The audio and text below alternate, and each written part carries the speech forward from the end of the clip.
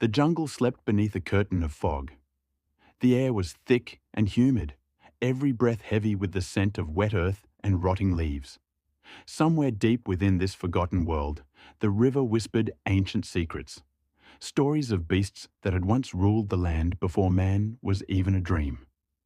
Beneath the calm surface of that river, something stirred.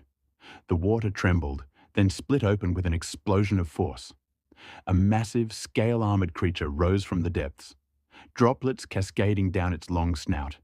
Its eyes, burning with golden fire, scanned the horizon. The Spinosaurus had awakened. It moved with a haunting grace, its sail slicing through the mist like a ghostly fin. Fish scattered in panic as it prowled beneath the surface, silent and invisible. Then, in one sudden strike, it lunged upward, jaws snapping around an unlucky prey. The water turned red for a moment, then calm again, as if nothing had happened. On the shore, herds of smaller dinosaurs froze. Birds took flight, screaming into the grey sky. Even the crocodiles, lords of the swamp, slipped away into deeper water. They all knew one truth.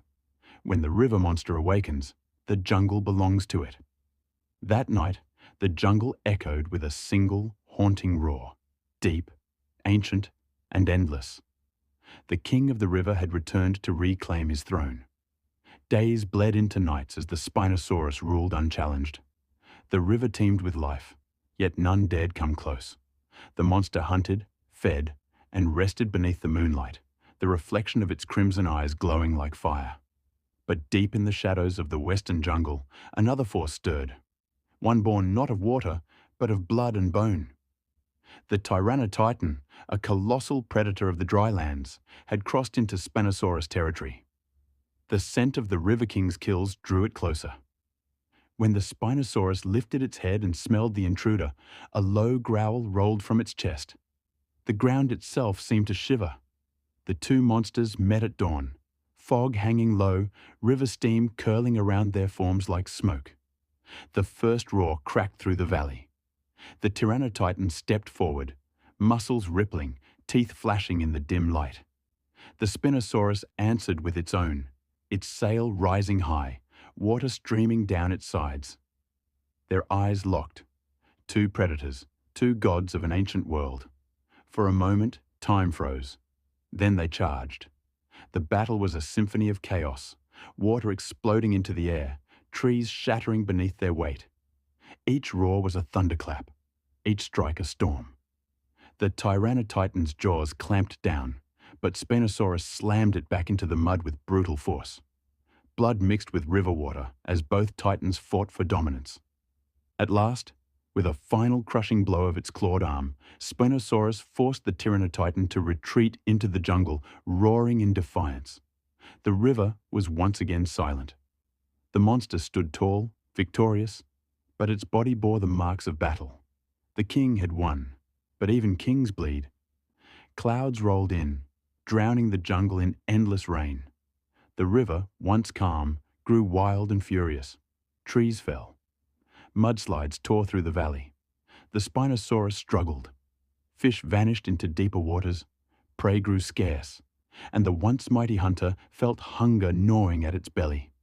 For days it wandered the flooded forest, searching, waiting, hoping. Lightning split the night sky as the beast stood upon a rising rock, its sail illuminated in flashes of blue light.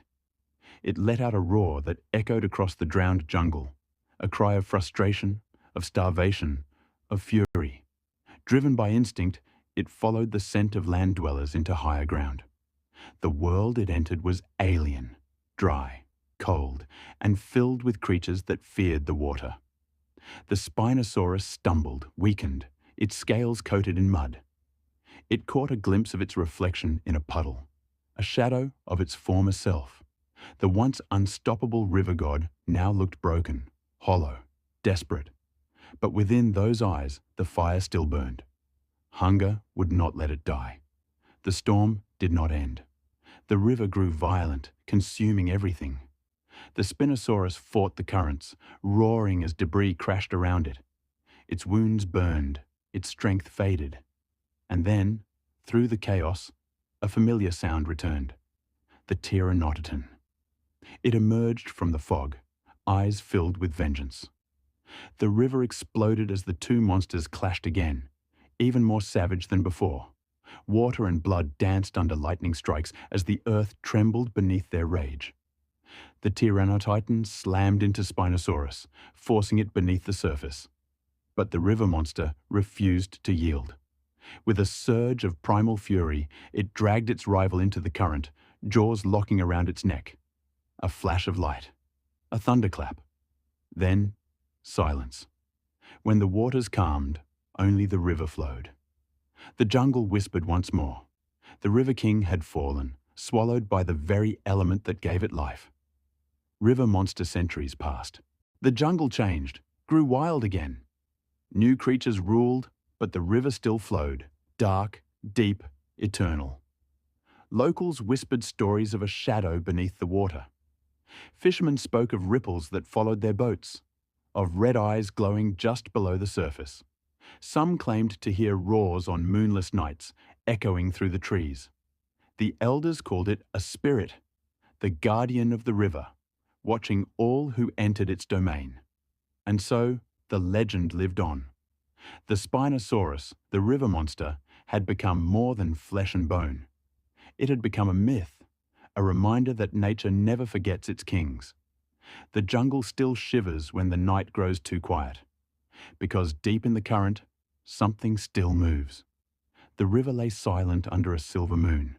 Mist drifted low across the surface, and the jungle whispered softly, as if afraid to wake something ancient.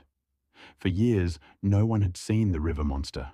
The jungle grew, the river shifted, and life returned in quiet harmony. But nature never truly forgets its beasts. One cold night, the water began to tremble. The moonlight shimmered over ripples that moved against the current. Then, from the depths, a shadow rose. Slow, steady, unstoppable.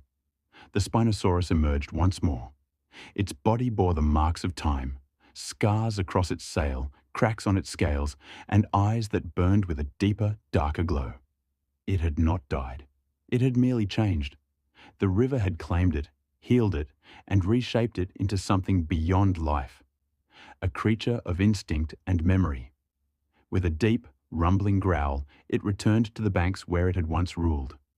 The fish scattered, the crocodiles vanished, and even the nightbirds fell silent. As the moon climbed higher, the Spinosaurus lifted its snout to the sky and released a roar that shook the jungle awake. The legend had returned, not as a king of flesh, but as a ghost of vengeance and survival. Somewhere far off, deep within the dark forest, eyes opened in response. The jungle was no longer safe. The river monster had come home. Days turned into weeks, and the Spinosaurus reclaimed its old domain. But now, the world around it was different. Strange shadows passed overhead, sleek, winged creatures with sharp cries and sharper eyes. The Quetzalcoatlus, the rulers of the prehistoric skies, had come to feed. The river monster moved through the shallows as they circled above. When one swooped too close, the Spinosaurus struck upward, its jaws snapping through the air with terrifying precision. Feathers scattered into the wind as the flying beast barely escaped. But the others had seen. The hunt had begun. For hours, the air filled with screeches and roars. The sky predators dived in unison, slashing with their talons. The Spinosaurus fought back, its claws tearing through wings, its jaws crushing anything that dared come close. Yet the sky was endless, and the river monster could not fight the wind forever. Bleeding and enraged, it dove deep into the river, vanishing beneath the surface. The jungle fell eerily quiet once more. The birds retreated, the air still carried the scent of blood, and the moon rose over a wounded king. But beneath the water, the Spinosaurus drifted silently, eyes open, breath calm. It waited, it watched. Because in its world, patience was deadlier than power.